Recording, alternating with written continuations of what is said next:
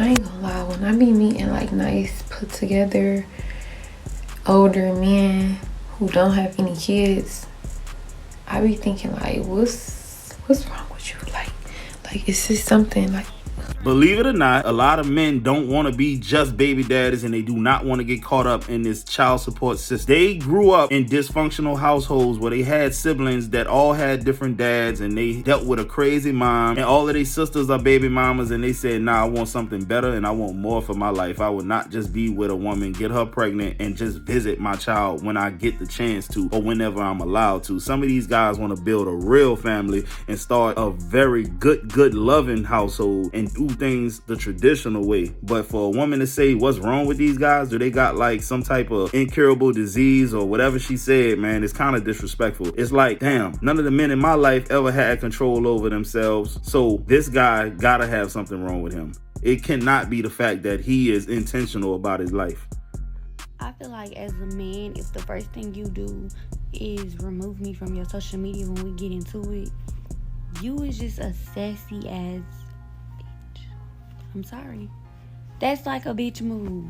Look here, I don't particularly like the term sassy, but she does have a point. She does have a little validity to what she's saying, because here's the thing. You get into it with your girl, and the first thing you do is go run to Facebook, Twitter, and Instagram, and your first thought is to hit the block button. Are you serious, bro? Nah, don't do that, bro. That is some feminine energy right there. But I hate the fact that social media is so powerful today that that's the way you feel like you got to get even with a broad. Nah, man. You separate her in real life. Block her in real life. Don't talk to her. Don't be with her. No interactions. Block her in the real world, bro. That's the only manly thing you really can do.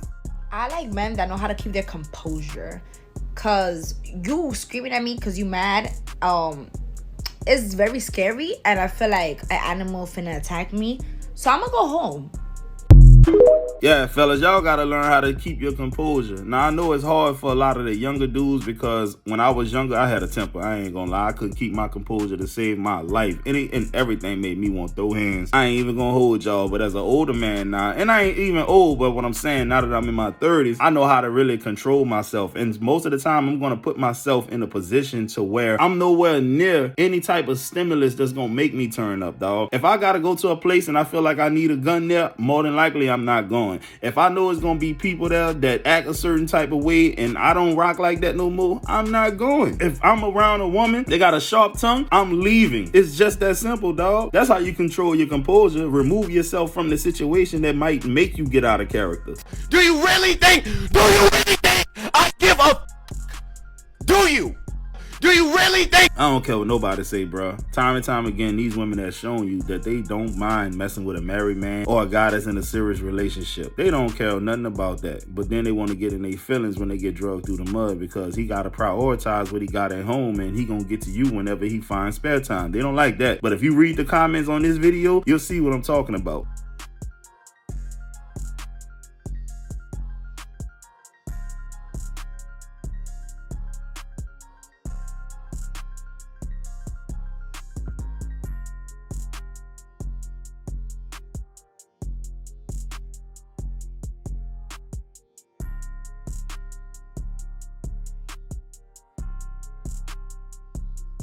If you ever having a bad day, just remember that there's a brighter side. Yeah, that's probably because he can't think straight. All of the blood that's supposed to be here is down here, because you got him in the friend zone. He's still trying to blow your back out. All he really thinking about is how he gonna pipe you down and how long it's gonna take. And when he does finally get it, he gonna toss you to the side of the road, because the friendship ain't real no way. That's all that is. If your girlfriend works these jobs, 9 times out of 10 you're being cheated on. Number 1, Amazon. 9 times out of 10 if your girlfriend's working at Amazon, she ain't just delivering packages, she's receiving them. I've worked at Amazon before, and all I'm gonna say is a whole lot of people's girlfriends were getting tossed around. I mean, what do you expect? There's a warehouse full of guys, a handful of girls. It's almost like a guy being in prison. There's not many options. So every guy in there is going after the same chicks. Just so happens she was your chick. Now we got hospitals. I mean, it's common sense. Your girlfriend's working a night shift with a bunch of dudes. 12-hour shifts. What you think she's doing to pass time? You're at home sleeping like a baby. You ain't entertaining her. The doctor is. Every night while you're sleeping, the doctors make a sticky boom boom with your bitch. There's no way in hell you think this kid is yours. Oh, he takes after his mother's side.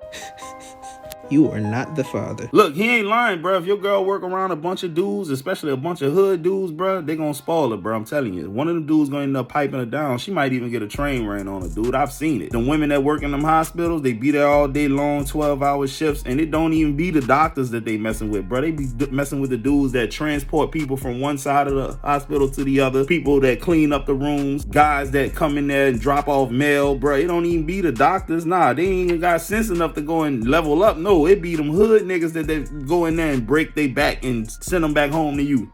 I do not argue with the men that take care of me. If they pay my bills, I don't argue. I don't start drama. I don't say anything negative. I don't fight them. And I'm not saying this in the pick-me kind of way. I'm saying this in the Dale Carnegie, how to win friends and influence people kind of way. So you can either play it emotional or play it smart.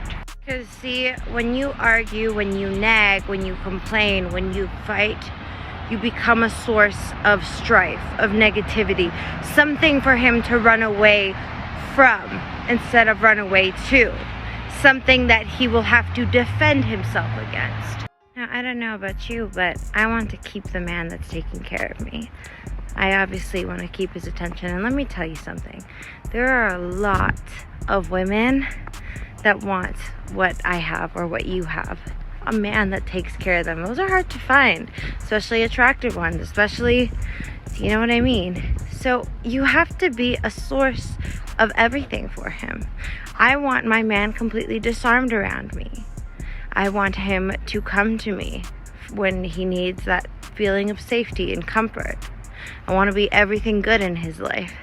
Dale Carnegie has very many different ways in which you can disagree with someone and do it gracefully and prove your own points without them even realizing it. It's a beautiful book. It's a genius book.